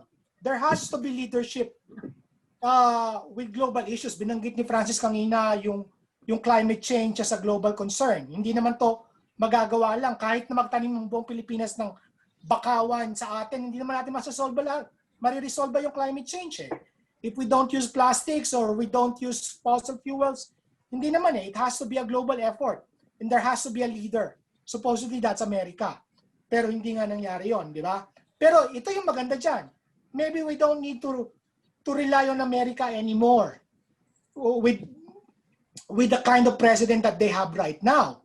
Di ba? Maybe we could do it on our own, a global alliance of people. Secondly, on the Philippines, who would be a better president? I don't think anybody would be a better president. I mean, it will just be the same. Trump would be a better president for Duterte. Yes. Because if you remember the anti-Americanism of Duterte, nagsimula yan when Obama snubbed Duterte in the ASEAN meeting in Vietnam in 2016, di ba? There was supposed to be a meeting, Obama canceled it, doon nagsimulang mura-murahin ni Duterte si Obama because he felt he was snubbed. And then Biden would just be a continuation of that. So a Biden presidency would not be a good president with a Duterte presidency, especially if another Duterte would become president post 2022, di ba? So I don't think whether it's Trump or Biden, they would defend the West Philippine Sea or the South China Sea and go to war against China because, you know, there are American business interests in China more than the Philippines or Vietnam, for that matter. So hindi makikipagyera. But, and itong diskarte ni, itong binanggit ni Emil kanina yung North Korea, you remember, initially, he was saying, yun nga, he was a rocket man, he was belittling him, pero nung when they started talking about peace, ibang mag-isip si Trump eh. Yun nga, he is transactional eh. Hindi sa kanya it's zero-sum game, but if you agree with me, regardless if the American values is against it, we're okay. Di ba? He said Kim Jong-un, he has a good relationship now with Kim Jong-un. That was before he called him the rocket man, little rocket man. Di ba? So he's transactional and somehow that's also dangerous for the world. Pero I don't think Trump, alam mo yun, walang lakas ng loob tong si Trump to somehow start a war with North Korea or with Iran. All of this is just posturing. All of this is just, yung with Iran, it's just posturing with him, pero hindi makikipagyera. Hindi kayang makipagyera. Kasi kung meron niya, matagal niya nang ginawa. Kung sira ulo si Trump talaga. So that's my take on it. Actually, Thank you for all your inputs on this podcast. But one thing that I have to remind before we end this podcast is even if Trump won't win the popular vote or the electoral college vote, he could still win the presidency and he could still seize power. One reason is the American system itself. For example, halimbawa, itong Pennsylvania, binanggit kanina ni Stephen as a tipping point. You heard sa news that Donald Trump was saying he's not committed to a peaceful transfer of power, hindi ba? Walang commitment for that. And then he was pounding on mail ballot as fraudulent, even though he himself has done absentee mail ballot. Florida. So the reason why he's doing that is because he could lose the election both in the electoral college and in the popular vote. But if he lose the electoral college, for example, pwede niyang i-contest ito eh. For example, if he contests Michigan, Arizona, Wisconsin, and Pennsylvania in the elections, and then nagpadala, itong mga electors na ito ay hindi tanggapin ng Kongreso. Congress will canvass the votes. Pagdating sa Kongreso and they decided to not to count the votes of these states, for example, which Trump could say it's fraudulent, hindi dapat pagkatiwalaan yung resulta ng boto na yan, then Congress will have to decide who will be the president. The elections. The problem is it's not linked to Joe Biden. And the numbers of voters. It has to be a delegation. So 51 votes. Right now, state by state, ang mga Democrats would have about 23, I think, while the Republicans has about 24 state delegations. Ganito ang mangyayari dyan. For example, California, which has 55 votes. May mga Republican congressman din dito. So, at saka mga Democrat. They will have to decide whether the California vote will have to go to Joe Biden or to Donald Trump. Of course, California will decide for Joe Biden because we're predominantly Democrat here. Pero yung ibang states, and yun nga, eventually, posible na ang magdesisyon kung sino ang manalong presidente ay ang Kongreso. Kung halimbawa hindi tanggapin at nobody would get the 270 votes. In fact, kahit ano lang kahit ang maipanalo lang, kung halimbawa it's a split vote at i-contest halimbawa ang Pennsylvania, and then nobody will get 270, then it goes to Congress. The House of Representatives will decide on who will be president, and the Senate will have to decide on who will be the vice president. It could be a split ticket depending on kung sino yung mananalo before the next Congress. The one who will decide is the next Congress. By December, ito yung timeline. November 3, mag-i-election, but we will not know because of mail-in ballots. We will not know by November 3 who will win. It might take months, but by December 14, state legislature has to report to Congress sino yung mga nanalo sa bawat state. And then by January 3, there will be a new Congress. This new Congress, new Senate, most likely it's a Democratic House. There's a big chance it's a Democratic Senate. Pero yung Democratic House might not have the number of state delegation needed to elect a Democratic president. So Donald Trump could still win the presidency by January 20. So it's something that's, alam niyo yun, it's somehow complicated para sa mga Pinoy kasi sa atin simple yung halalan Diba? Madaling maintindihan. But that this is what we have to look out for by after November 3. That doesn't mean if CNN or ABC would have to call this state for Joe Biden, na panalo na si Joe Biden. This could be one of the most chaotic election in the history of America, non-comparable to 1876 or other contentious election in American history. And so we thank everyone who watched this podcast. Don't forget to subscribe to our channel, to follow our social media account, and to read our articles on politics.today. Thank you very much and good evening.